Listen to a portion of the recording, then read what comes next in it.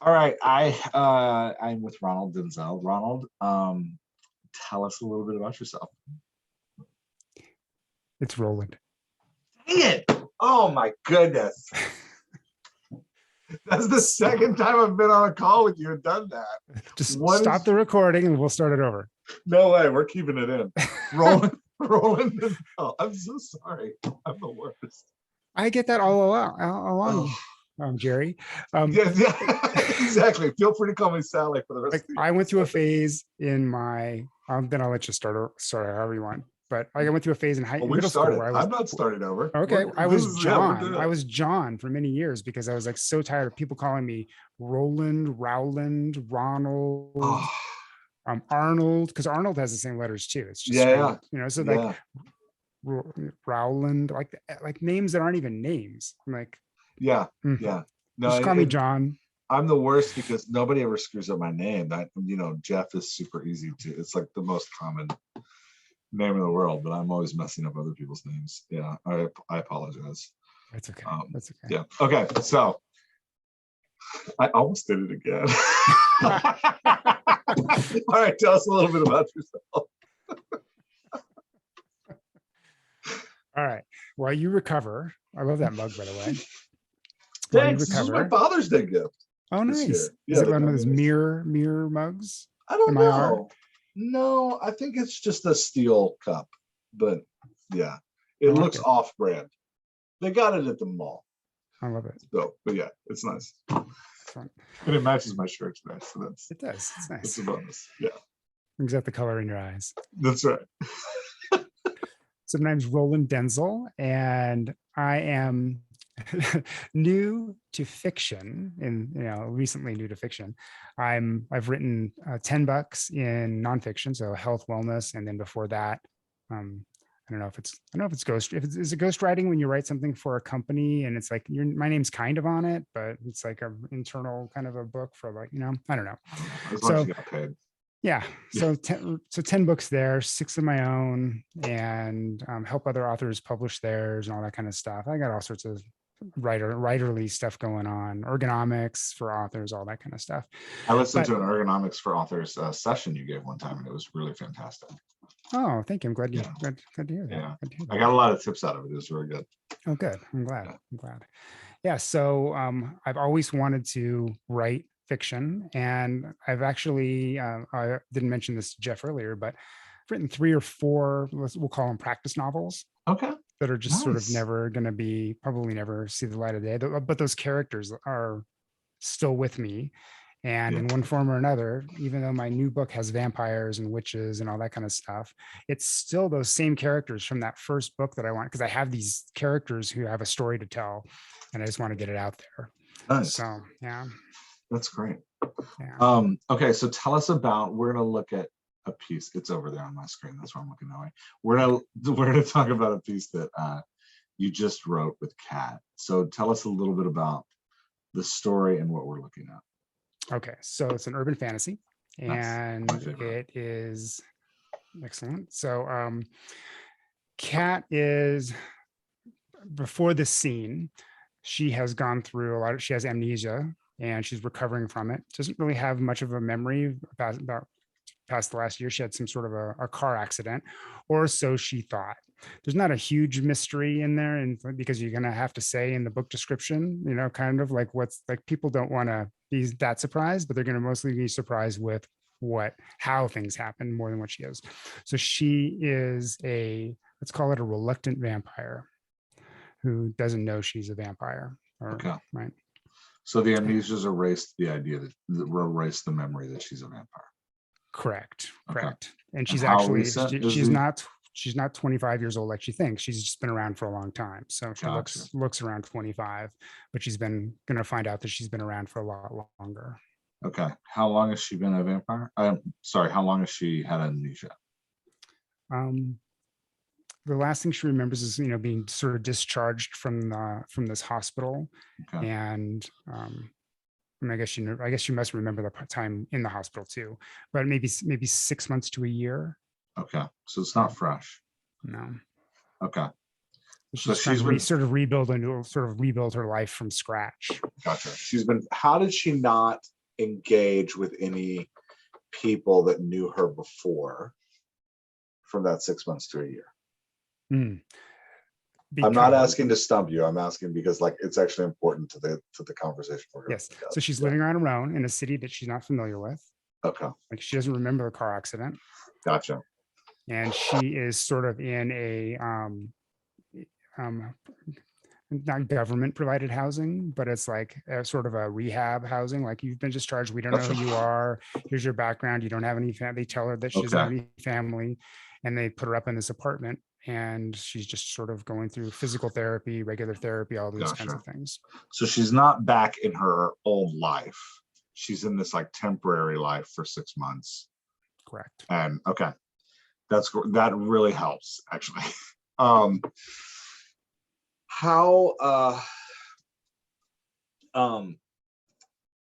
How much of that do we see before we get to this chapter? The introductory chapter, she's starts to have a little bit of deja vu. Okay. And I feel like I'm gonna sneeze. I hate when this happens. This is not part of the story. There's no sneezing in the story. It would be weird if it was.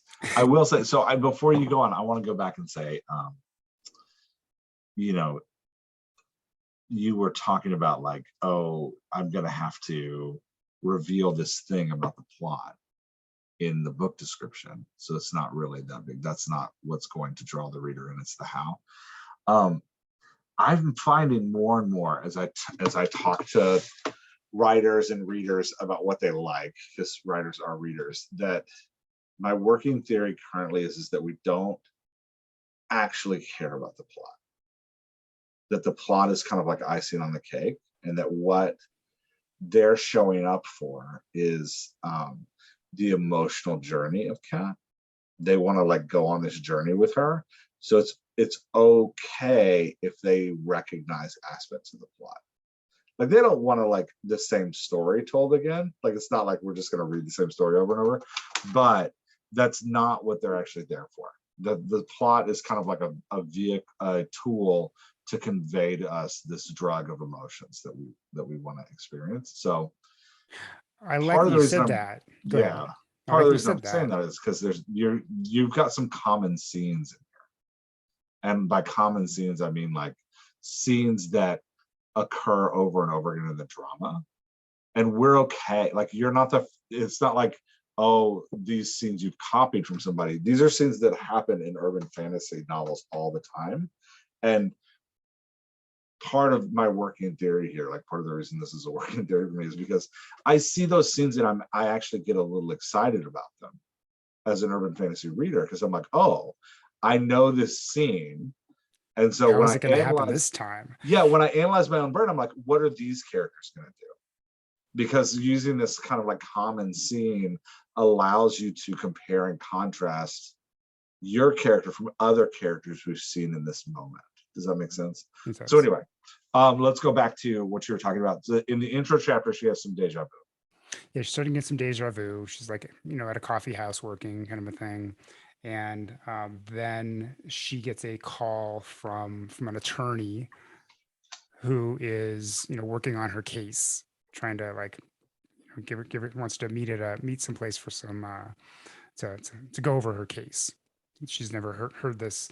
And then at the meeting, that's where she encounters her first vampire.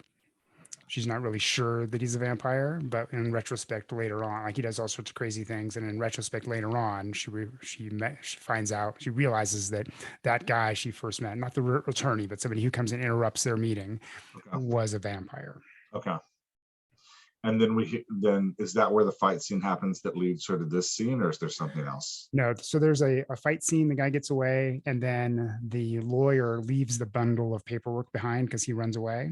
And when she goes through this paperwork, that's the clues to find out, like, that's where she starts. She actually finds a picture of herself from from an old asylum, like a black and white picture. And she's like, oh my God, that is me. Okay. But it's like old timey. So she's like, how Old does that timey, work? yeah. Yeah. Nice. So then she Okay. goes there, finds out some information from the old records, and then, Gotcha. reconnects. So this scene here is she was tracking down the granddaughter Okay. of one of her quote unquote roommates from the asylum. Gotcha. And when she finally tracks down the granddaughter, that's when the actual vampire, like a group of vampires, comes and attacks. Okay. And this meeting here is the aftermath of that. Okay. The priest comes in. The priest comes in, sort of saves the day with the vampires, and yeah. Gotcha. Okay, I'm gonna make a recommendation. Okay. Do you have, so in this piece, let me share my screen. This is also something else I do, Roland, is I end up talking about something and I'm like looking at the screen and nobody else can see it. So oh man. So the way this piece breaks out into a couple different sections. We have this opening where she's waking up, which I want to talk to you about that. Then she has this flashback to therapy where she kind of proves to her therapist that her superhuman hearing is real. And then we come back to the present. And in the present, she has this great and like very engaging conversation with this priest that's brought her in. And they talk about vampires. And there's a lot of really excellent world building in here that you put into the dialogue. And then at the end of it, we talk about the actual event that happened, right? Like we get into like what's going on. So it's got this kind of like threefold piece to it. Does that make sense? Yes. The first thing I want to talk to you about is I want you to take this therapy session, which is really great. And I want you to put it, here it is, it starts here. I want you to put it, it's your first scene. You have to pull it out of here. And your book needs to start with her meeting with her therapist. So there's a couple reasons I want you to do that. Therapy sessions are fantastic places in books where you can do a ton of character building and a massive amount of world building because it's this like excuse for the character to talk about themselves. So you've got this all set up where she's going to talk about herself and you're introducing the fact that she has amnesia. She doesn't know who she is. She thinks she knows who she is. She thinks she's Catherine, or no. Yeah. She thinks she's Katrina, but everybody keeps calling her Catherine. And she's like, has these headaches and this superhuman hearing, and she's kind of trying to deal with it. And a conversation like opening up with her sitting like at a table, because they don't sit on couches anymore, but if you want her sitting in like a comfortable chair or whatever, and looking at her therapist and starting off and like having her hear something happening in the other office. And then the therapist saying something like, so talk to me about how this week has been. Have you had any recurring memories? Is any of your memory coming back? And she can be like, I don't know, not really, maybe bits and flashes of things, but nothing that makes sense. And then you can be like, well, let's explore those bits and flashes. Like, what do you, and then she can be distracted by something happening outside of the office that she's hearing. And she can be like, can you just, before we move on, can you just tell your secretary to like tone it down? It's hard to focus when she's doing this thing. And then you'll be like, oh, so we're talking about superhuman hearing again.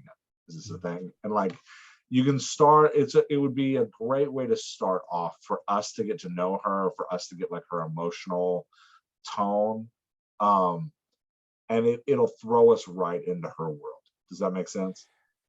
Yes, it does. And that is so much better. Like, so I've been writing forward anyway, knowing that the beginning was weak, because I felt like I kind of did the math and I looked, and I'm like, there's like way too many words here before we get to anything supernatural happening. And people are going to want something right off the bat. Yeah, urban fantasy So readers especially yeah, want to like yeah. hit us in the face with it. So I was trying to, in fact, that's why I brought in the vampire I mentioned earlier into the lawyer scene. Yeah, Originally, it was not, it was just, exposition and chatting about the asylum and stuff like that. And yeah, then bringing in that vampire brought in a little bit of action and introduced her to the fact that there were supernatural creatures that she had not yeah. believed in before. Yeah. While we talk, I'm pulling up a Jamboard. Yeah, you need that like. So there's a dual problem with any kind of action genre. One problem is that you need to get to things right away, right? The other problem is if you slow down too fast, you're gonna lose them. Like, so if you get into the action and then like you spend like 3 chapters kind of walking around the church, they're gonna be like, I don't care. So like you got to get in and keep that tension high. We talk about Marvel and like these movies and these TV shows that we're all obsessed with right now as superhero things, but they are in essence urban fantasies, right? Like they are taking place in the modern world and these people have superpowers and they're like dealing with what happens in the existing world, right? Like they're definitely related to urban fantasy. And it's the same, right? Like we don't want to watch one of these. It's like nobody wants to watch Iron Man be Tony Stark for 45 minutes of the movie as he like does business dealings and like hits And they also don't want to watch him just beating the crap out of things. Yeah, right. Like we either. need the emotional drama. We need to know who he is. We need to be involved in his life, and we need to keep it moving, right? Like you got to keep it. Right. And part of that is like every genre reader is coming to the book wanting a particular emotional feel, right? Like romance readers want a romance feel, and erotica readers want a different feel, and mystery readers want to feel, and urban fantasy readers have like this specific kind of like emotional journey they're looking for. So you've got this opening scene, or you've got this lawyer scene that sounds great, right? Vampire, like she stumbles upon vampire with lawyer, and then you've got a like discovery scene where it's like she's pursuing her identity, and then you've got a meeting, finding out about a roommate and her granddaughter, right? So already we're in this like, oh man, none of that is spelled correctly. Already so if we want like high tension, right? Like high intense tension here. And then down here, we want like contemplative thought. So we'll put like a question mark there. So we've got like high action versus contemplative thought. And then we've got our like timeline going here of the story, right? Like this one, because the lawyer shows up, we're like bumping up here. And then this one's kind of come down here, because you can work some tension and fear into there about like, what am I going to find, what's going on? But it's not a fight scene, right? And then she's going to find out about the granddaughter. And then we've got as she goes to know the granddaughter, and then we've got fight scene with Danny. Not with Danny, but fight scene trying to meet Danny, right? Like, so now we're coming back up, right? Like there we are, we're moving back up. So already you can see, like, I would say as an urban fantasy writer, I kind of try to not come below this line too often. Does that make sense? Like I want to keep it like elevated as much as I can.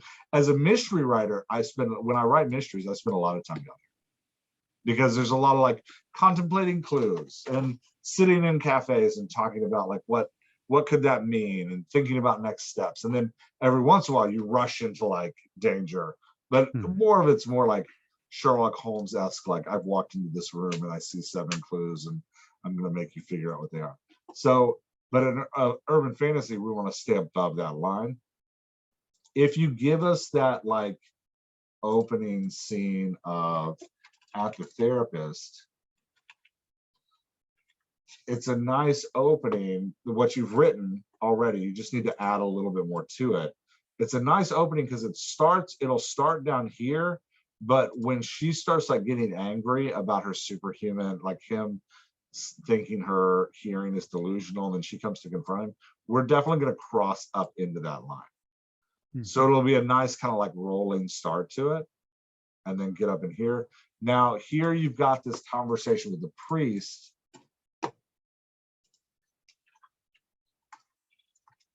which is the piece we're about to look at. The combo with the priest, you're dropping back down here, right? Like this is your probably going to be your most contemplative one at the moment. So we've got to figure out some ways, A, to keep it short, right? Get everything in, but keep it short, because we don't want to live down here. We got to like jump down there a little bit, but we don't want to stay down there. So when we get down there, we need to maximize emotions, because they'll stick around for the emotions even if nobody's punching anybody in the face. We need to maximize the emotions and keep it tight so that we can get back into like the chase of the book. Does that make sense? How do you feel about that? I feel good about that. What other types of things, other than fighting, what are some other things that bring it up over that line? So think of this as like any intense emotion I would put up here: fear, anything that's going to make your heart pump, right? Like any, or trigger that like fight or flight thought. Okay. So fear, lack of awareness, which also deals with fear, confrontation, which doesn't have to be a fight, right? A confrontation can be an argument, or this is a weird, I gotta make that bigger. Yeah, but anything that triggers that like fight or flight mode. And you're gonna find this pattern a lot, where you have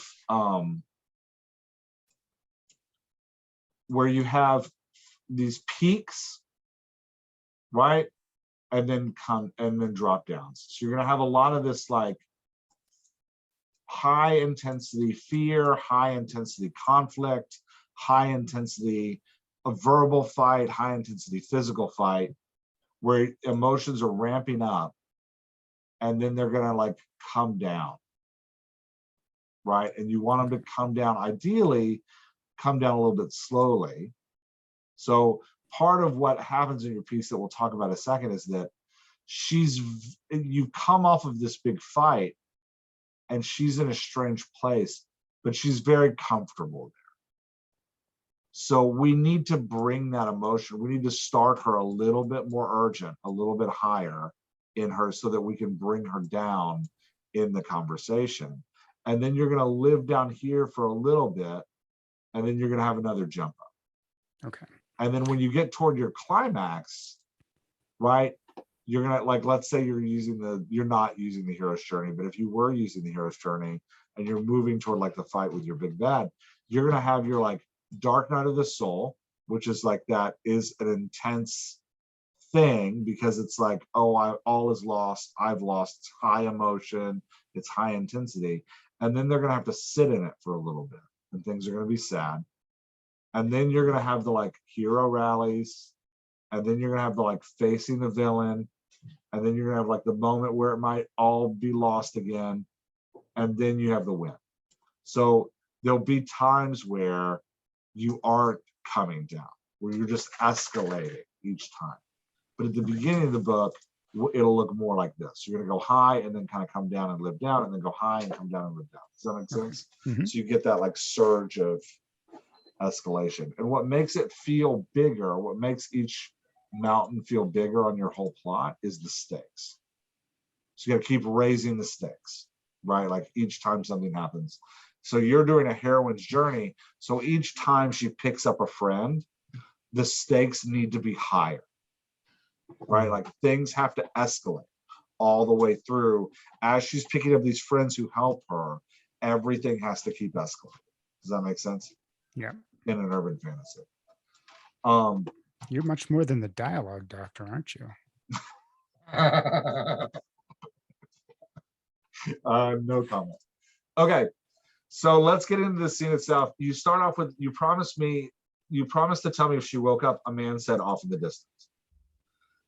That would be the priest from last night. Eavesdropping was a hard habit to break when hearing Cat. There was a long pause before the priest tried again. Danny. And now we're in a, oh no, even from the other end of the building, Cat could hear the teenage girl's annoyed sigh. I didn't want to bug you until I knew she was up. Danny said, I was just checking to see if she needed anything anyway. Danny, please, confession wasn't yesterday. Pace yourself, girl.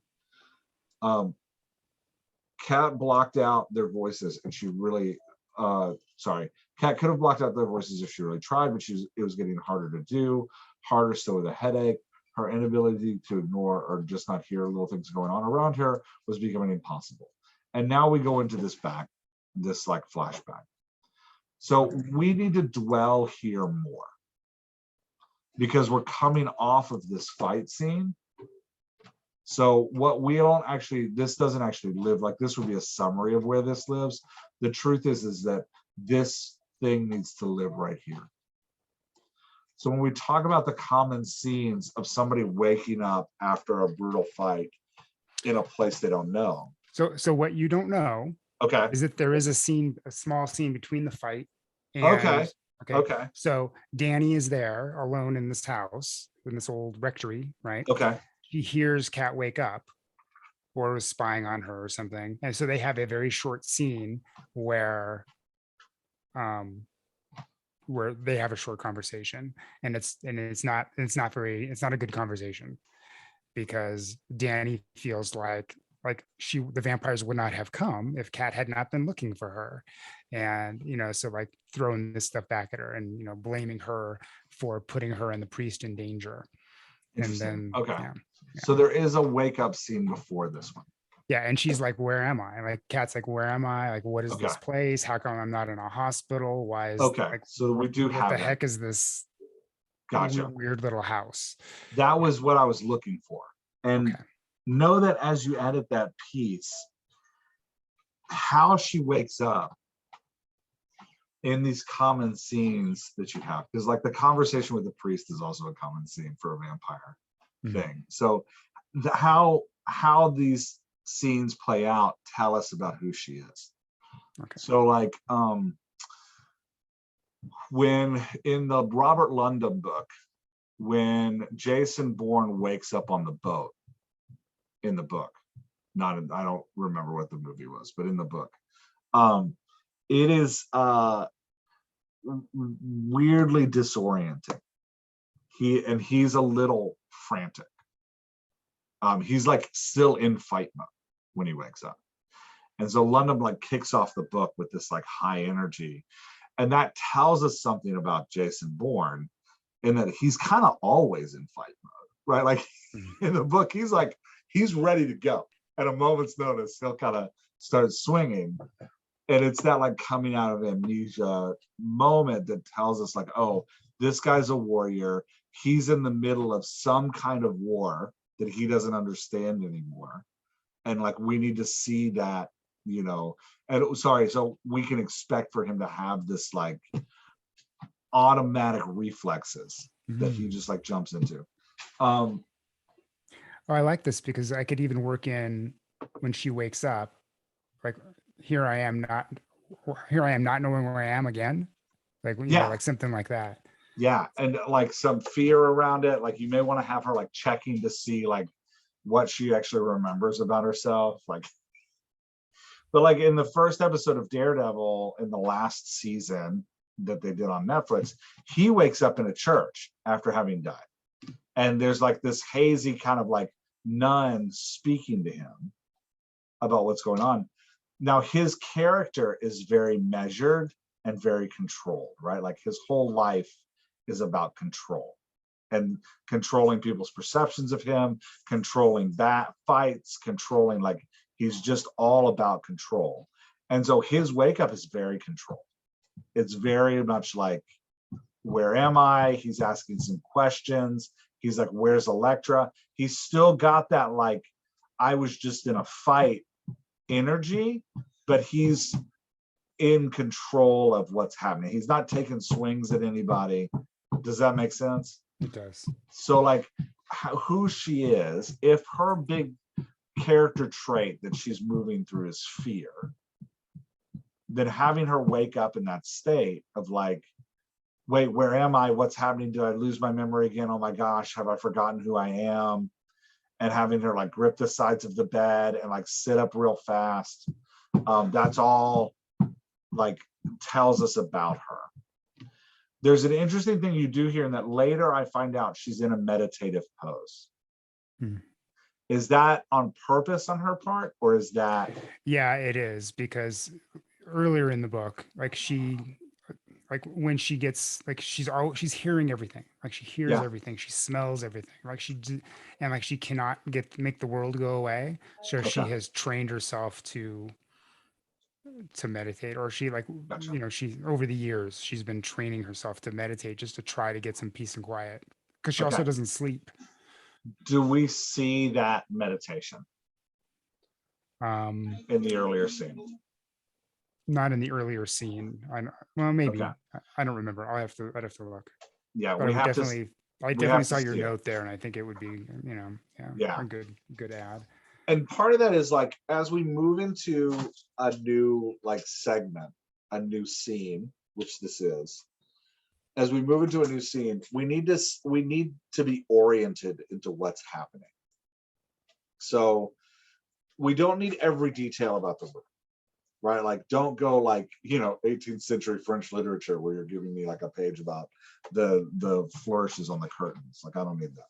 Well, but we do need to know, like, where is she?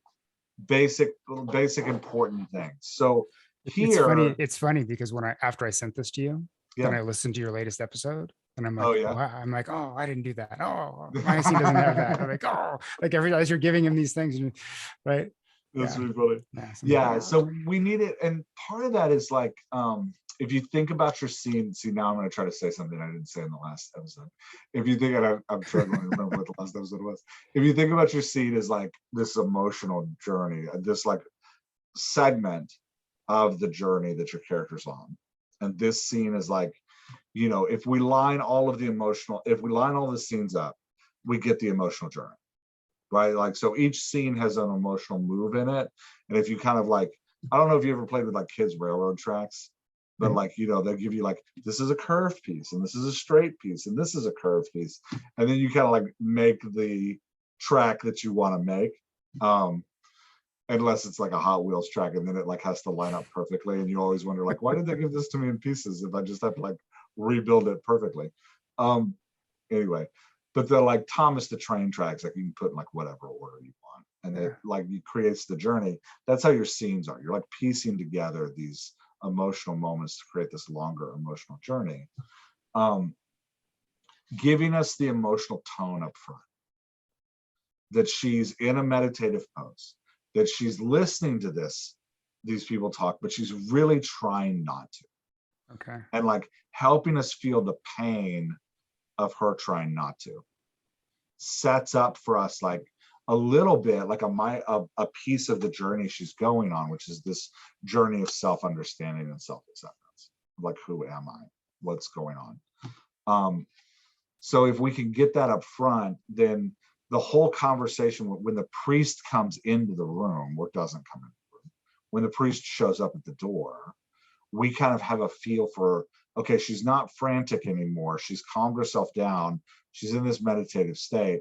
And we have this, like, we gain this understanding of her, especially early in the book, that like, oh, she's trying to be different than she is. She's trying to control these things she has about her. Does that make sense? Yes, it does. Yeah.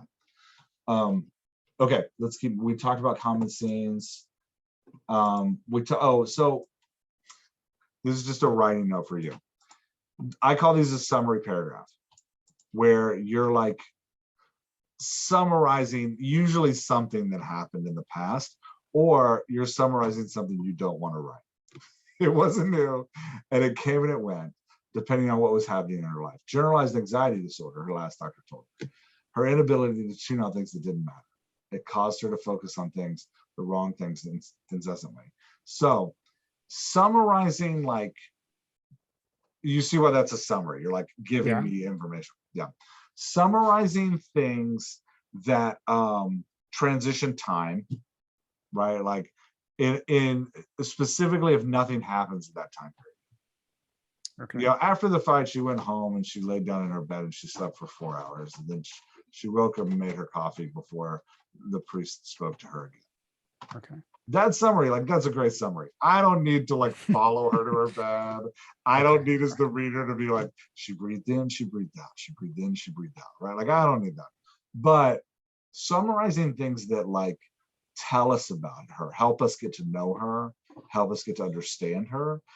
Anytime you find yourself summarizing like character traits or summarizing emotional moments, like in my most recent book, and a lot of times we write these summaries because either there's something really exciting we want to write, so we write a summary to get to that exciting thing, or we feel like we have backstory that's going to help you understand that exciting thing. You're like, okay, I got to give you this backstory so that when we get to this fun part, you know what's going on. Or what I'm most guilty of is the thing that we're summarizing is really emotional and difficult to process for me as a writer. So I'll summarize it and then like go to the more fun things. So like for me, like my most recent book, there was a chapter toward the end where my protagonist needed to quit his job. And so I didn't want to deal with that. I've been fired before. I've quit jobs before. They've been very painful moments in my life. And I know that conversation. So I summarized it and I put it, I skipped over it. I started like right after where he's like coming up, he's like, well, I quit. And my first beta reader like was like, no, I have to have that scene. And we don't want to get our readers feeling that way. So a good editing trick for you as you're writing, don't stop yourself from writing summaries. Right, because like I said, you're as a writer, you're doing that for a reason, right? Like either your mind really wants to go to the exciting thing, so stopping yourself and like forcing yourself to write out like this conversation with a therapist about generalized anxiety, forcing yourself to write that doesn't like help you because it'll be drudgery. Write the thing you're excited about, but make a note of like, oh, I just summarized something, which means I need to explore like, I need to come back later and like decide, is that an appropriate summary? Is that okay to keep, or do I need to come back and like make this its own scene? I also do that anytime I'm flashing back like this. If I have to flash back and it's more than like 2 paragraphs, I probably have to write that scene. Does that make sense? Like it probably has to be its own thing. See, I totally get what you're saying, but I didn't like now. And now that you've said like make that like the first scene, I can totally flesh that out. But at the time I was thinking, well, I just need like a super short thing. And like, you know, I'm not a big fan of flashbacks usually, but I thought, well, it's like, I don't want to make a whole chapter out of this thing. And so I'll just do like this really short flashback. I do this all the time too. And then you get to like 700 words. In the doctor's office, and she's like in the elevator and she's yelling at the doctor, and now you're like in it. When you get there, that's when you got to be like, all right, this is a scene, right? Because you'll do it again. I promise. You're gonna be doing it again. You'll be like, all right, I gotta pull this out and make it a scene. But what's beautiful there is that like you're getting this, you were writing and you got this like really cool moment, and that's all a scene is. Right? Like a scene is just a cool emotional moment.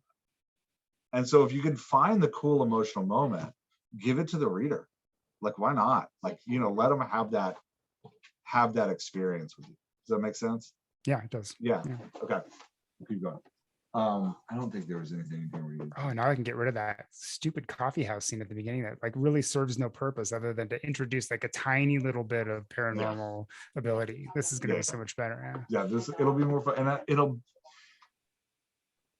if you as the writer are like, I don't know, like this scene feels forced. You have to trust your gut. And like, I wouldn't rewrite it right away. So what usually happens is I write a scene and I'm like, this scene feels forced. Like, I don't like this scene. And usually it's like a gut feeling. It's like, I just don't like this scene. I don't know what to do with it. I don't like it. I just put like a red mark next to it on my little scene chart. And I'm like, this one's a problem. Because what will happen is I'll write like 5 more scenes and then it'll be like, oh, that's what I got to do back there. And then I'll go back and do, okay, so so okay, let's pick up here. Yeah, we talked about this, and you told me that we are seeing that conversation. This is just me playing with language. Yeah. I don't know if you can hear it, but somebody's talking. Oh, hold on one second. Excuse me. Yes, I can hear it. Trust me. Sorry, that's the I just stopped the recording so I could yell at my kid. That's the that's the danger. Like, I live in a small townhouse with 5 children. I'm never actually alone. I have been there. Yeah, it seems like I'm alone in this space. If it was your leaf blower guy, you wouldn't be able to yell at him to stop. Hey, stop blowing leaves. That's right. Cut it out. Yeah. Now I'm just gonna throw things at him when he keeps talking. Okay, so we got this. Yeah, we've talked about that. That's just me playing with language. It doesn't, we talked about this, setting the stage of the reader's imagination. Okay, so here I'm gonna read this for a second because it caught my ear weird. And it has to do with her motivation and where her head is in the scene. And so 90% of the world building here feels very natural, but this place, I was like, this feels forced. This world building feels forced. So she says, the priest is standing at the door, and the priest says, yes, a clear mind is a focused mind, he said. What did that mean? She didn't know what to say, and he must have seen the question on her face. Meditation, we could all do with more of that. She had been sitting in a meditative pose, if you could call it that. No fingers or arms, but cross-legged and eyes closed. Doesn't the church frown on things like that? So that's a weird transition where she's moved from concern about herself, her safety, and who this man is at the door, to exploring his like stances on things. Does that make sense? Yeah. That's where the transition is a little hard. And then he says, depends on the church you mean, but you'd be surprised, the father said. Been meditating myself for a long time. And then she continues to explore his like faith. Yeah, I know. I can see that now. Yeah. Part of prayer. He's like, heavens no, totally different thing. He looked up considering, although truthfully, there were plenty of times when my mind would wander to prayer. And at this point as a reader, I'm like, what the hell are we talking about? Yeah. No, vampires. I'm here for the vampires. There's something deep, Guild, right there. I'll tell you what. What did you do? Prayed to God. Like, so we're in this spiral now. And then here he kind of pulls us back. He kept a straight face. The cat felt like he made a joke that wouldn't acknowledge it. She did the same and just let the moment go. The father eventually spread his hands. May I come in, Catherine? Right? Like, so here we're back on track. We have this piece here, this like 7 lines that's kind of off kilter. Now, I don't care. Like I said, I'm here for the vampires. I don't actually care if we talk about the church or like what we're talking about. The problem is it's emotionally incongruent with what's going on. No, I can see that. I can see that. I was trying to show that like he's not like your normal priest, but like that can come in a later scene, like, or like in another way. Well, another way to do this would be to give us inner thoughts that led us into why she's asking the question. So meditation, if you could call it that. Oh crap, what I did. There we go. Meditation, if you could call it that. She'd been sitting in a meditative pose, no fingers or arms, but cross-legged. And then she could say, like, how do I even know this guy's actually a priest? Doesn't the church frown on things like that? Right? Like now we're kind of like now this question has motivational purpose. I see. Yeah. Right. Like, this is Cat a naturally curious character?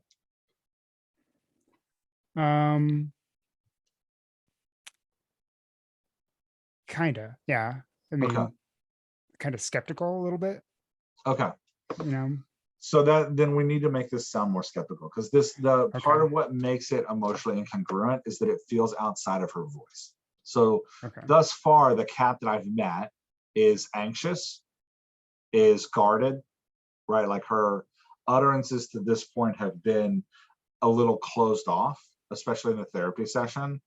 And then she's explosive, right? Like she leaves the elevator and she comes back, but at the same time measured. So there's this like anxious control she's got going on, where there's a like underneath desperation that I Like read in her language. she is struggling to be the nice person she wants to be, Yeah, but underneath she's sort of like, like Wolverine is yeah, like, like yeah, from you brought up Marvel earlier. She's like yeah, she's got some bitter, angry, a lot of stress, and the more she's going to remember about herself, the more that those traumas are going to come back because of the, nice. you know. Yeah. So here you can see then that this is part of the reason this feels incongruous with who she is because this is more without the inner thought or without any kind of body language that interprets this. This is more kind of a pleasant questioning time. Yeah. If she were Chit chat. yeah, it's chit chat. If she were a like, lover of people who really wants to engage with people and is very curious about who people are and how they are. If she smiled a lot in the book and she laughed a lot in the book, then this would be a like, even in a time of stress, her like going to learn about other people would actually be her comfort zone, and this would work.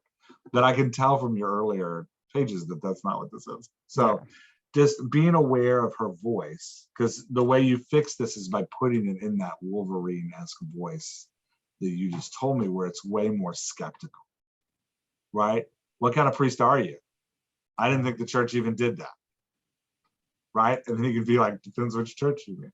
But his answer's fine. And then he's been like, I've been meditating myself for a long time. We need a cynical response here. Like, you don't actually look old enough to be doing anything for a long time. Or like, something that's like a little bit biting, a little bit pushing away, or a little bit questioning.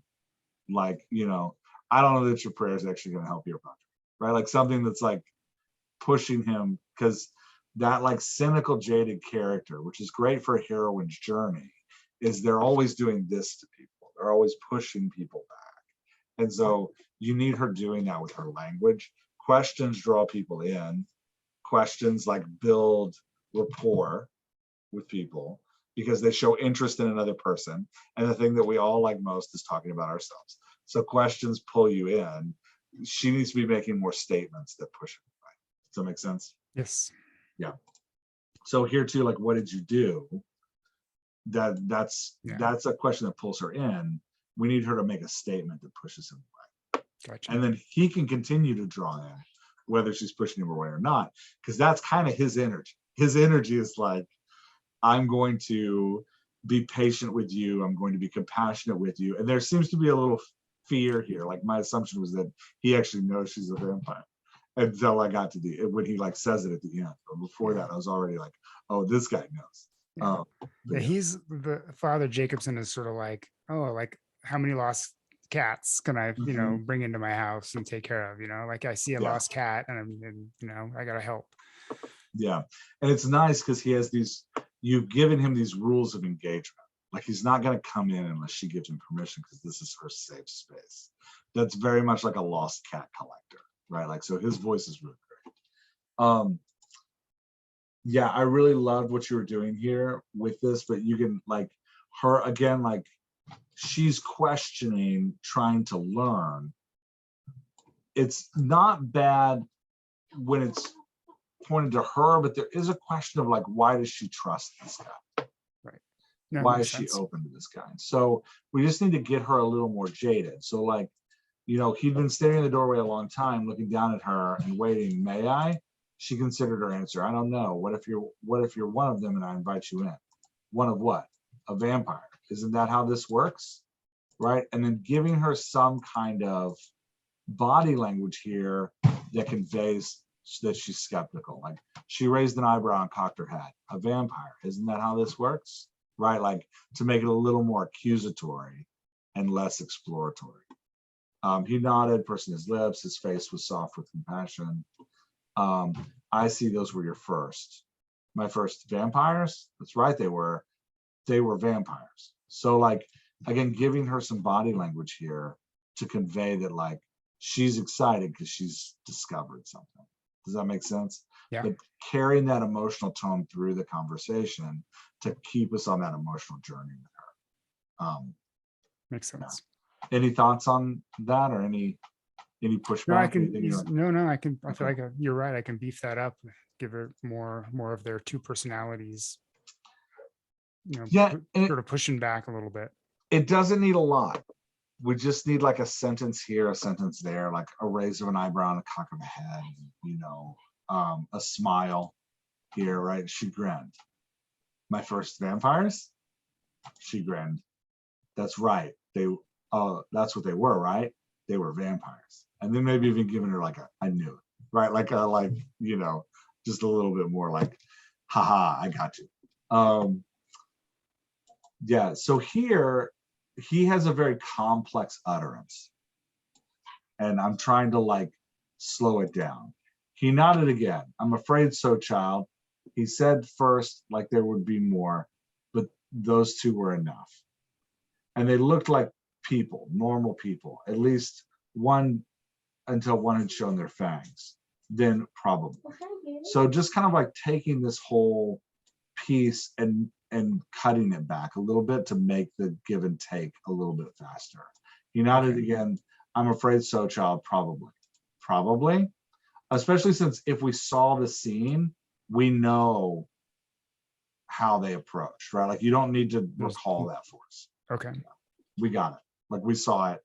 We saw that they look like normal people, and then all of a sudden their fangs come out, right? Like so, we don't need you to recap that. So just then, if we take that line out, we can cut this. We can cut it down a little bit by taking this. Then yeah, probably, and putting it up here. Does that make sense? Yeah. Yeah, this is okay. I love this moment where he like steps through the door. It's a really nice moment because he's waiting outside the door, asking if he can come in, and she's like, "You're a vampire," because they don't get invited; they have to be invited in. And he's like, "No," and then he says, "True, but I'm already in the house." Father Jacob stepped through her bedroom door, then stepped back. That's awesome. If anything, the front door would have stopped me, right? Like, so I love this moment because it's taking the common scene of like, you have to invite the vampire in and you're totally playing with it in this really fun way where he's like, all right, I'm just going to do this thing to explain to you that like, no, this is about something else completely different. So in doing that, I want her to respond to what he's done because it's such a great moment. So I want to sit in it for a second. Does that make sense? Yep. Just extend it a little bit more so that the reader can really enjoy it. This is just me playing with things. We don't need to. Okay, so here she's emotionally transitioning. When a character emotionally transitions, it's a great time to like slow it down with prose to make us like physically, as the reader, to make us physically feel that transition. Excuse me one moment. Oh, I can imagine. Yeah, so sorry, that was my I had to tell another kid please. Or by the time this podcast is over, we're gonna meet all 5 of them. We've met 2 now. We'll get the other 3 in here in a second. So we have this moment where she's like, excuse me, was he thanking her? What? Thank you, he repeated. If you hadn't have been there, he sighed before continuing. Well, I feel the worst for Danny. Now I mentioned this in a couple of places. We want all of that on one line. Like you've got it spaced on 3 different lines. We want it all put on one line because it's a single utterance and it's all his utterance, right? Like, so Thank you, he repeated. If you hadn't have been there, ... He sighed before continuing. Well, I feel the worst for my Danny. When you space it out in different lines like this, we immediately think the next person is talking. Oh, okay. So thank you, he repeated. If you hadn't been there, he sighed before continuing. Makes me think like, wait, did she say that? No, it says he repeated. He said, oh, they're just on the wrong line. Well, I fear the worst for Danny. And I'm like, wait, who's saying this? That makes sense, yeah. Because it's on its own line. I figured out like, oh, it's him saying this. So, but if you just put all three lines together, we know Problem like, solved. oh, that's him. Yeah, problem solved with no extra words. Sometimes the simplest solutions. Yeah, just knock them together. Yeah, yeah, it's funny what authors do. Like some of my favorite authors do like the craziest things. And I'm like, I'm sure that was like at some point like a solution to something. Like I love Jose Saramago. I love his writing. He uses no punctuation. And I'm like, sure at some point there was like, if you have no punctuation, no one can correct it. Right? Like this, like, oh, this is easy. I'm just gonna get rid of all of it. But it's the weirdest. I read his books. I'm like, okay, it takes me like 5 pages to get into them. I'm like, what is going on? Anyway, but once my brain locks in, I'm in. Okay, so here, she's transitioning. While my fear was for Danny, I was going to apologize to you actually. So we have this nice emotional transition in the conversation. It makes the conversation deeper, right? Like she's moving into this place and it reveals to us like, oh, she's got some humility. She's got some compassion for other people, even though she's this like cynical person. So we have this really nice moment where she's going to apologize. We want to let the reader sit in these emotional transitions for a little bit. So like she caught her tongue. She looked at the father and tried to decide whether to continue. I was going to apologize to you, actually. He raised his eyebrows. To me? For what? But you can see that like just adding those few sentences after a really quick back and forth like this, adding those few sentences just kind of slows it down and forces us to pause here and makes us feel that like emotional weight of what's going on. Okay, makes sense. Yeah. Okay, good. This is great. This back and forth here is really good. No notes. This is really awesome. It moves really quickly, right? Like the emotional exchange is there, right? Like I almost got Danny killed. He laughed. Hardly. If anything, you saved that girl. You won't. If you hadn't have been there. Again, same line. But Danny said he put up a hand. Danny girl says a lot of things. We're working on that. But she remembered the blood, the priest's collar, the girl rolled into a ball. The man took a step toward her, thankfully blocking out most of the sunlight that was making her headache for a minute. See, here you're using that line spacing really well. Because the line spacing tells me this is her in her own head, and this is him moving her out of her head. That girl's been through so much, but what I want is this up here, like that. So it's like the man took a step forward, blocking out the sunlight that was making her headache worse by the minute. That girl's been so much with her mother and her grandmother and all. I can say I'm surprised at some of her choices.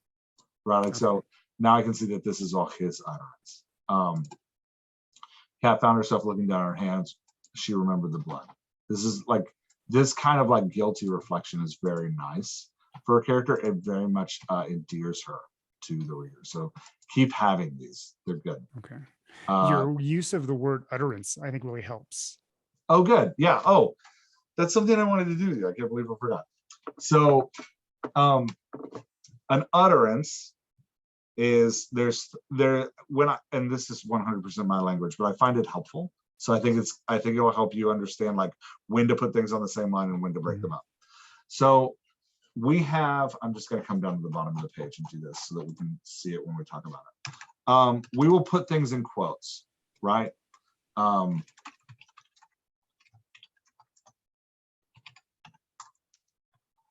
call that a verbalization because it's what comes out of their mouth. right? Like it's the actual like sound coming out of the character's mouth. Then we have body language. Putting his arm on the table, right? Like, so I said, we will put things in quotes, and then putting his arm on the table is body language. And then we have these things that we call dialogue tags, which sometimes body language is being used as a dialogue tag. Sometimes the dialogue tag is just like he said. But a dialogue tag is any phrase that, this actually isn't mine, this is everybody's. A dialogue tag is any phrase that attributes a verbalization to a character. So the dialogue tags, the body language, and the vocalization from a single character are an utterance.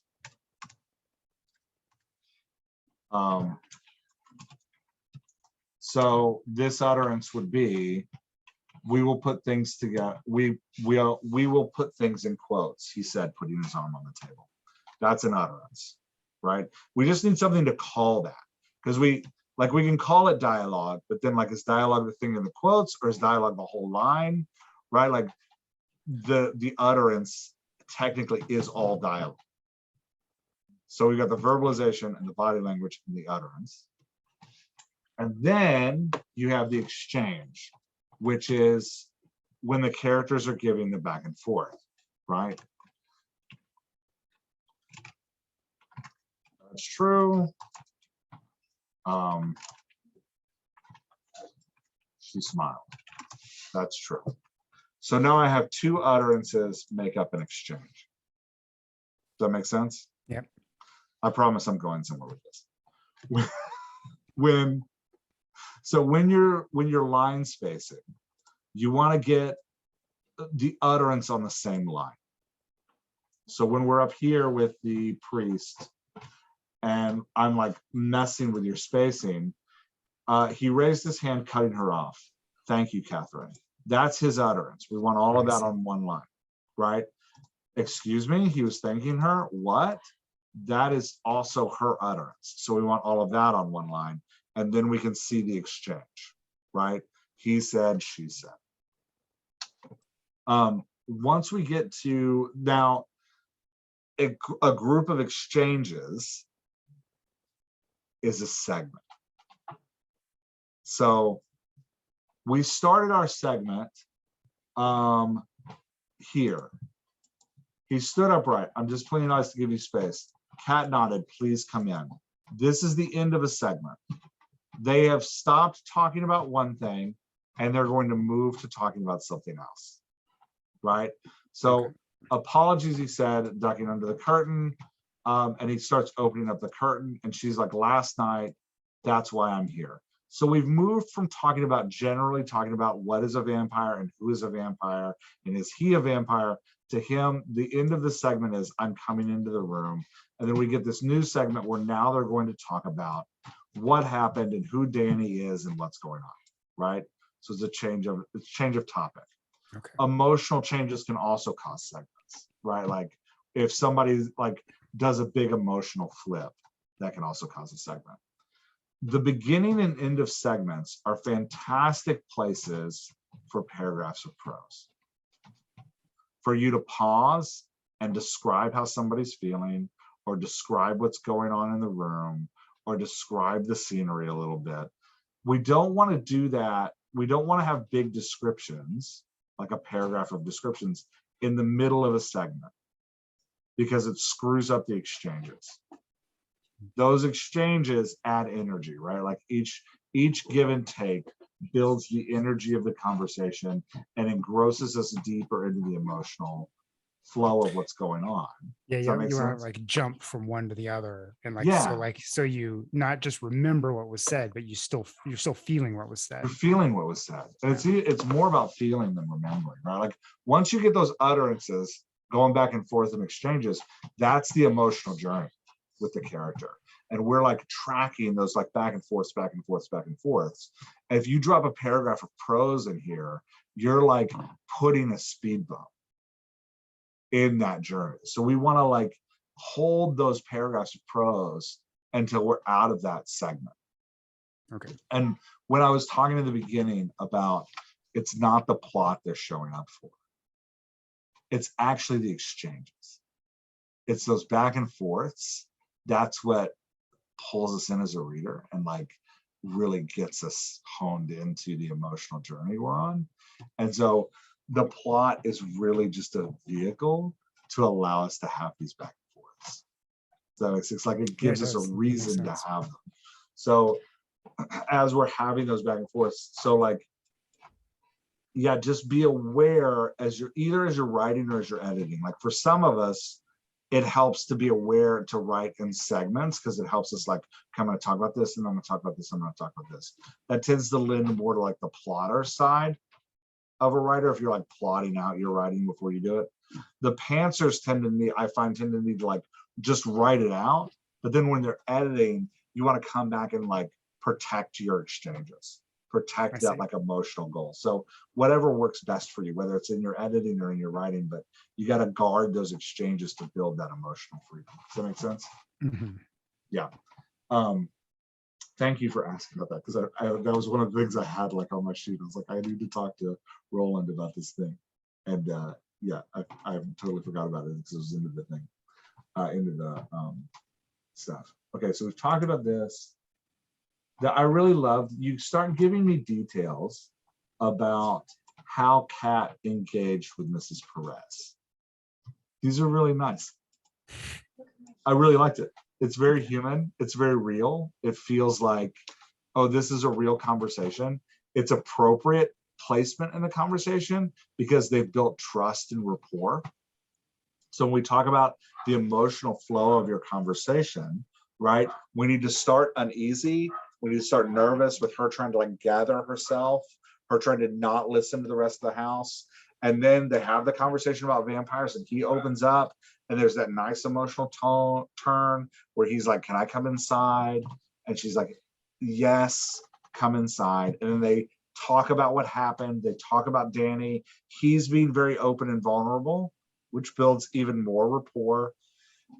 So by the time we, excuse me for the cough, by the time we get down here, now she's going to have these moments where she's like willing to talk about her engagement with other people because she's more relaxed, right? Like, so that to say, you crafted a very natural emotional flow to the combo, which is very encouraging.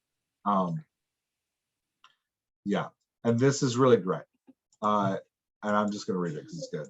I've seen enough to know when a hospital is best and when quieter care can be best. Quieter? She asked. She felt herself tensing up. She tried to judge his intent, but she didn't have much to go on. Young woman like yourself doesn't want extra attention. Like me, I might give her some body language here just to push the emotion a little bit, but it's not necessary. It's just a flourish. Don't worry, Catherine, he said. Yours isn't the first fake ID to cross my path. She tensed as he went on. It's the only, it's one of the best, costs a pretty penny. I don't know what you're talking about, Mother. I don't have a fake ID. So this is like, I love this. Yeah. This was another great turn in a common scene that I wasn't prepared for. Like the moment of the father at the door. That's really nice and makes this stand out, right? Like it's a really neat world building thing you did that's very natural and fun. Yeah, anyway, so good job with that. It was really good. I think this is just me playing with your spacing some more. Oh, this was an interesting choice. Father Jay shrugged and headed toward the door, pausing. 5 minutes, dear? What are you telling me with that word, dear? It's he like puts like little pet names, like he calls Danny girl instead of just Danny, and he's gonna come out with this little nickname, you know, like he wants to show extra that he cares about everybody on a more personal level. How does she feel about being called dear? I think like, well, in my mind here, it would just be like, well, he just calls people that, like he doesn't mean it. Okay. Like that's just a thing he says because he said Danny girl a little while ago. And now he's just saying, you know, it's just like a little thing he just slaps on when he talks to people. Okay. I wouldn't, this is the end of a segment. So it's a good spot to have like emotional processing. And you already do, right? Like you can feel yourself naturally doing it as you drop like 2 paragraphs in there. So you're already ending the segment in an appropriate place. This is an interesting like thing he's doing in that he's giving people nicknames. And it's a nice end to the piece because it builds rapport. How she responds to the nickname will tell us something about her.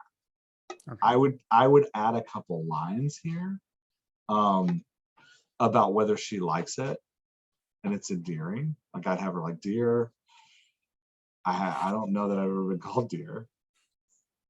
Kat felt it was kind of nice, right? Or like, did he just call me dear? Right? Like he probably calls everybody dear. Yeah, he probably calls everybody dear. And I would actually have him I would move away from the deer and have something specific like Danny girl. Because the difference between deer and Danny girl is that Danny girl is specific to Danny. So I would maybe even do something specific here. And the thing about nicknames is that they can be wonderfully endearing if the people like them, but they also are a way we express control over people by like giving them a nickname positions in our relationship with them. So he already has this interesting and complicated positional authority as a priest in his relationship with people. So a priest giving people nicknames it is an interesting endearing and power play. So it tells, the reason I paused here is because I was like, oh, like I actually did it when he said Danny girl too. I was like, oh, that's endearing and diminishing at the same time. Because it's like, I care for this girl person who is a stray cat. It's like admitting that I see that she is a stray cat. Which so it's is not diminishing of Danny. It's diminishing of. It's not diminishing in a way that he's like insulting Danny. Okay. It's positioning Danny in their relationship. Okay. Danny is not a peer. Danny is a stray cat I care for. Correct. So here, when he gives her a nickname, he's positioning her as well. Okay. So it might I might want to get rid of the deer and like move that nickname to a later after they built a little you might move it later. Yeah. But even because he will come up with a little nickname for her later, but yeah, like this whole the whole miscommunication with the names going on a long way is gonna have to resolve itself at some point. Yeah, and it's fun. The miscommunication with names is fun. But that like, do you see what I'm saying though about nicknames and his character? Yeah. Like I love it. I'm encouraging you to do more of it. But I'm also like, something that we can enjoy as a reader is how different people respond to his nicknames. Some people are going to embrace them because they agree with the positional relationship that he's bringing. He's the father.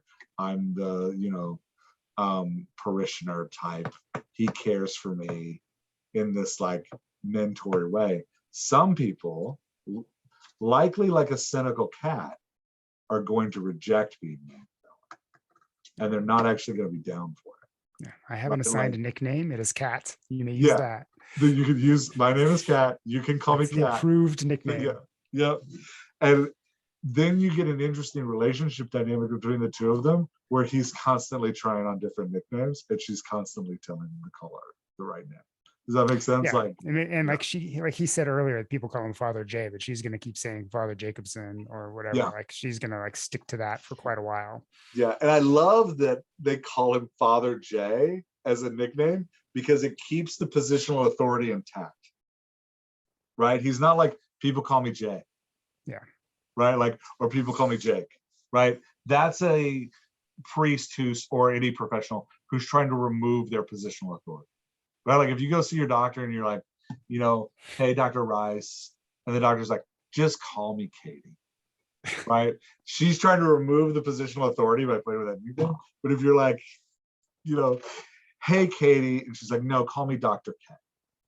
Right? Like, I'm fun, but I'm still a doctor. Right? It's like kind of like I'm holding on that positional authority. You must be a Instagram doctor then. That's right. Yeah. But it is that, like, letting them, like, I think you've got a huge opportunity there with these two characters to play around. And as she brings more people into the heroine's journey, if he's around for those people, how they also respond to nicknames is one of those repeated things you can do through the book that helps us get to know each individual character and who they are.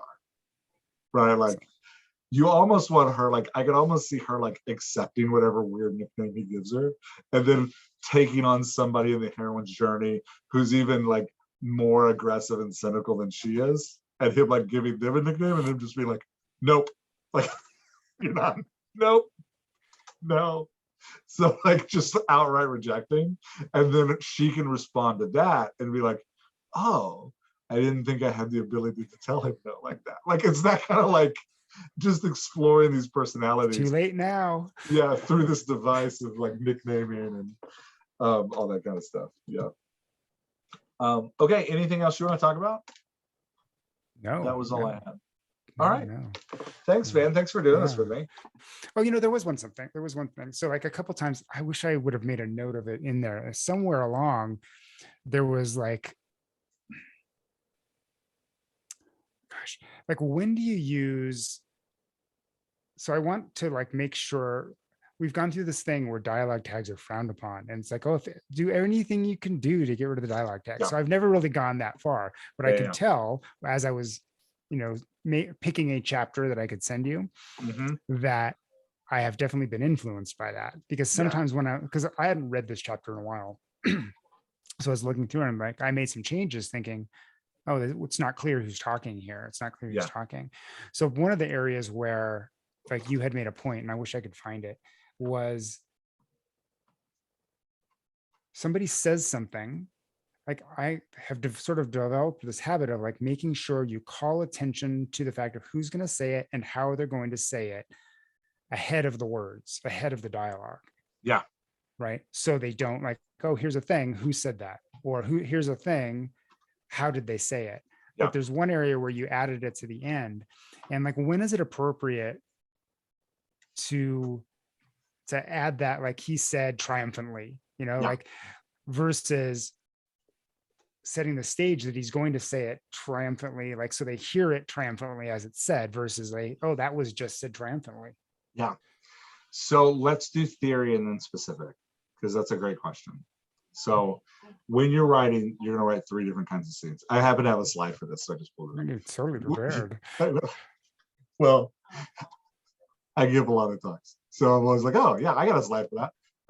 When you're doing, there's 3 types of scenes you're going to write. There's the standard 2-voice scene. This scene with the priest is a 2-voice scene. It's him and Kat. Those are the 2 voices we're going to hear. The 2 people we're going to see through this whole thing. Then there's what I call big cast scenes, which is 3 to, actually it's 6, like 3 to 6 voices. Like 3 or more voices in a scene. And then there's what you call chorus scenes, which is really kind of more than 5 or 6 voices in a scene. The reason I break them this way is because dialogue tag rules change based on how many characters are in the scene. And that's why it gets confusing. Because in a 2-voice scene, you'll hear writing coaches say a lot like, you don't need any dialogue tags. We know what utterance belongs to who by the line spacing, right? But then you write a big cast scene, 3 to 5 voices, and they're like, I have no idea who's talking. You have to put dialogue tags in here. I have no idea. But I don't think writing coaches always necessarily recognize that what changed were the number of people in the scene. So it gets confusing because you're like, do I need them or do I not need them? Like, what's happening? I can certainly see that with the big cast scenes, because it would get tiresome to have to set an action statement ahead of every single dialogue just to say what it is, when you could do it with 2 words right after. Yeah. So In a standard scene, a 2-voice scene like you have, dialogue tags, and think of dialogue tags as, again, anything that identifies who is speaking. So body language is a dialogue tag, right? Like, he laughed. That's a dialogue tag. Because there's a he and a she in this conversation. He identifies who this is. He laughed is technically a dialogue tag. Let's come back up to where the conversation is really going. Thank you, Catherine. Excuse me. He was thanking her. What? Thank you. He repeated. Dialogue tag. He sighed before continuing. Dialogue tag. Right? I was going to apologize to you, actually, to me for what? The father smiled kindly. He looked like a movie priest or something right then. He waited patiently for her to go on. This is an utterance. There's no verbalization. It's all dialogue tag. That is an utterance. Does that make sense? Mm-hmm. Are you following with me? Yep. So in a 2-person conversation, dialogue tags are used strategically to help guide the reader's imagination of the emotional flow. So I realized that was a lot of like words at one time. So let me break that down. He raised her hand, cutting her off. Thank you, Catherine. We don't have this dialogue tag here to tell us who's talking. We know who's talking. We know who says thank you, Catherine. There's only 2 people in the room. It's not Catherine. She's not going to thank herself. So we know who it is. This is guiding the reader's imagination to help the reader feel the exchange, right? Or if we roll up here, let me find another one. Let's do the nicknaming. The father eventually spread his hands. May I come in, Catherine? Again, you don't need this as a dialogue tag to tell me who's speaking. The father eventually spread his hands is about helping me interpret how to imagine this sentence. So in a 2-person conversation, dialogue tags are always strategic. You want to be using them to empower the reader's imagination. You don't, and so just realize, like, I don't need them. This can just be, a like give and take, back and forth, quick, for all verbalization exchanges, because we know who's talking. But like I was telling you earlier, when you were like giving me just verbalizations, it's like, I don't know how to emotionally interpret this. Now, there is an art to this, and part of this is your style as a writer, in which you can over control the reader's imagination, right? Like, you can force them to see things your way by adding dialogue tags and body language to every utterance in a 2-person conversation, and it feels very plotting because you're not letting the reader's imagination actually run any. You're just like, nope, we're staying right here, you're staying on this street, this is how you're going to feel about this. And you want the reader to have, like, you want it to be a collaborative, imaginative experience where the reader is getting to explore and learn. So that's why I use that word strategically, because you want to be very careful with them that you're not over controlling what the reader feels. Okay. And there isn't like a yes or no to that.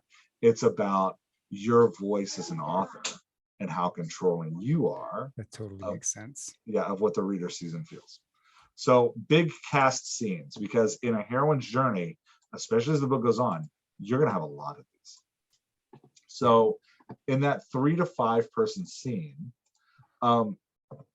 you have to start getting we have to know who's talking. And you're going to have a lot more dialogue tags than you want, and they're going to feel cumbersome.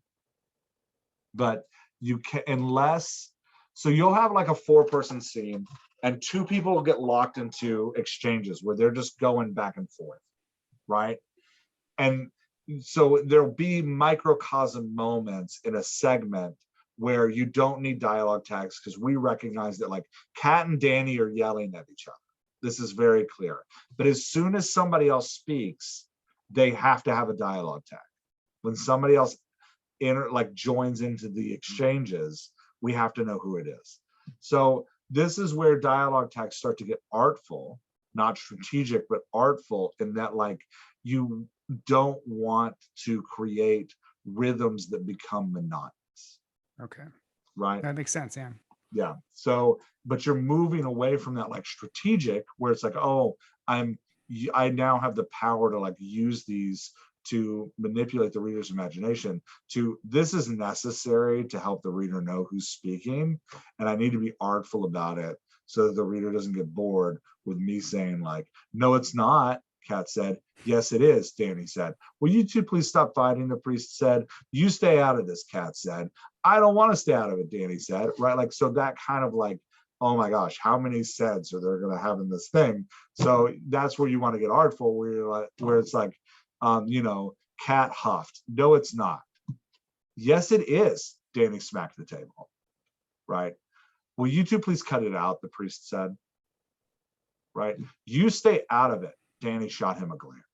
Right? Like, so we can use it artfully. We can use that body language, put it at the beginning of the phrase, at the end of the phrase, even in the middle of the phrase, in order to guide the reader's imagination to how we feel it and not make it monotonous. When you get into a chorus scene, because you will have these in urban fantasy, where you've got like a crowd. So my favorite, the clearest one, and my favorite one that I read recently was in the book Under the Cerulean Sea, The House on the Cerulean Sea. In the book, The House on the Cerulean Sea, the house under the Cerulean Sea on the mountain in the green. No, the girl in the house. The girl in the house on the Cerulean across Sea, the street from who drank with the boy. So in The House on the Cerulean Sea, I almost did it again.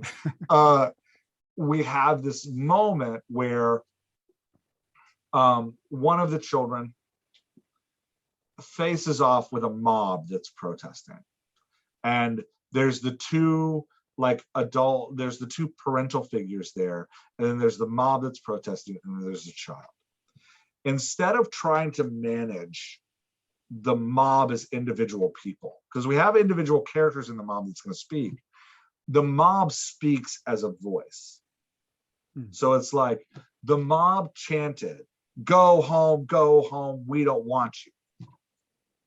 And Lucy, who's the little boy, like Lucy, a tear formed in Lucy's eye.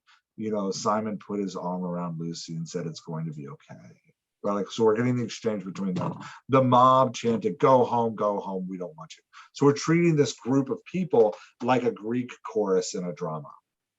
Right, like, so in Greek dramas, they used to bring on like a chorus, and they all spoke in unison, and they represented a group of people, like the Spartans or the Trojans, or whoever, the wives of Aeneas, right? Like, they spoke in unison. So when you have more than 7 people, you're gonna have to group them together. If you want to listen to us, like me, like break this down more and how it happens, we did a dialogue or Zoom call. This was like a year ago, I think, that we posted as an episode. I'll try to find the number and send it to you. That's the story, All Summers in a Day, about children about to experience one day on Venus. You read it, yeah. Where they don't. The children are a chorus. The children grab her. The children stuff her in the closet. The children go outside and play. We're treating this mob as a group. And then you have like the leader of the group gets vocalizations. He gets to talk. The girl they're mistreating gets vocalizations. And the teacher gets vocalizations. So what you've done is, what that writer did is they took a like 20-person scene and they made it into a 4-person big cast scene. And all of a sudden the rules of the big cast apply, where you have to tell me who's talking and you have to do it artfully, but you're taking this mob and you're making them into a single character. That makes sense. Yeah. So that's my like 10 cents on dialogue set. It's not. It's Thanks not for breaking that 2 down cents. for me. I appreciate it. Yeah. You're like, that's more than I wanted to know. No, it's not. Yeah. That's the podcast listeners, like, that's more than I wanted to know. So yeah, anyway. Well, they can put it on 1.5. That's true. I would never listen to me on less than 1.5. Yeah. So yeah, there's not a good example in here of a big cast. You'll get them though. You'll hit them. Now that you know the difference between the three scenes, the minute you start writing a big cast scene, you'll be like, this is what I'm doing. I'm writing. I already have, like, later on, a few chapters in, Yeah. they're all sitting around having pizza, and they're, trying to decide which vampire movie to stick in the VCR. Yeah, and big cast scenes are my favorite because you really get to start playing with pacing. So pacing is like when a character talks based on their personality. So like shy characters aren't going to talk very often in a big cast scene. Confident characters are going to lead conversations. They're going to start the segment and they're likely going to end the segment. They're going to have the first and last word of a segment. And they're going to be engaged in a lot of exchanges, right? Like an egotistical character is going to do the same thing, right? Like, so you can really start in a big cast scene as opposed to a two-person scene where you have to have a back and forth. In a big cast scene, you can start letting characters like aggressively take over the conversation. You can let characters hide. You can let characters only respond when another character talks, right? While it has to be this artful thing with dialogue tags, you actually have a lot more tools to work with to like create fun scenes in big cast scenes. So they're my favorite to write because you get to just like play with stuff. Like it's just, play with how they interact with each other, all that kind of thing. Yeah. All right, man. I'm gonna stop I've held you here longer than I think we planned. So I'm gonna stop the recording and we can talk a little bit more. Cool.